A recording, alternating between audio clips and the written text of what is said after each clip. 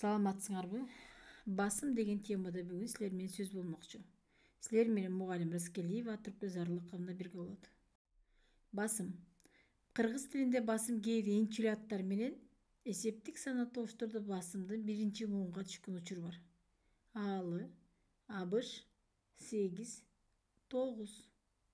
Калган бардык эки составты сөздөрдө басым дайыма эң акыркы муунга түшөт. Башка, жаман, 30 жана башка. Кээ бир кабыл алынган сөздөр айрым 3 составты төл сөздөрдө басым биринчи же экинчи муунга түшкөн учур кездешет. Кабыл алынган сөздөрдө опера, фабрика, камера. Кыргыз тилиндеги санатоштун күчөтмө даражасында капкара, кыпкызыл, аппапак. Башка тилге кабыл алынган сөздөрдүн экинчи муунуна басым түшөт.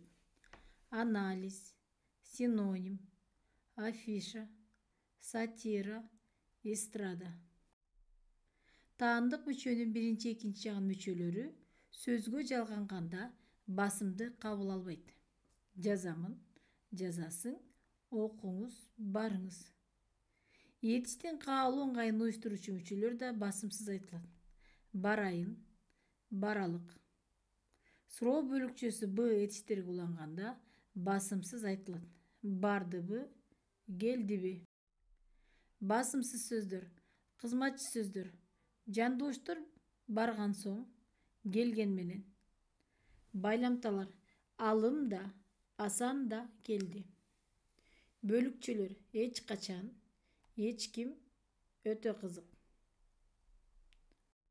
Кээ бир мүчөлөр басымсыз болушат. Фамилияны уюштуруучу мүчөлөр Ов, Ева, Ев, Асанбеков. Этиштин өздүк мамилесин уюштуруучу ын мүчөсү. Мисалы, алын, көрүн. Араб, фарс тилинен кабыл алынган бей, на префикстери да басымсыз колдонулат. Мисалы, бейтааныш, натура, бейбаш. Аягы үндүү менен аяктаган эки составты сөздөргө кууш үндүү менен башталган мүчөлөр жалганган кезде мүчөнүн башындагы үндүү сыйлыгышып түшүп калат.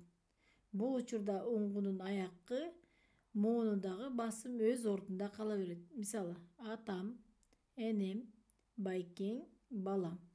Бүгүн силер менен биз басым деген теманын үстүндө сабак болду. Мында негизинен басымдар кайсы жерде, кайсы учурда, кайсы муунга түшкөндүгүн силер менен чогуу бирге күбө болдук.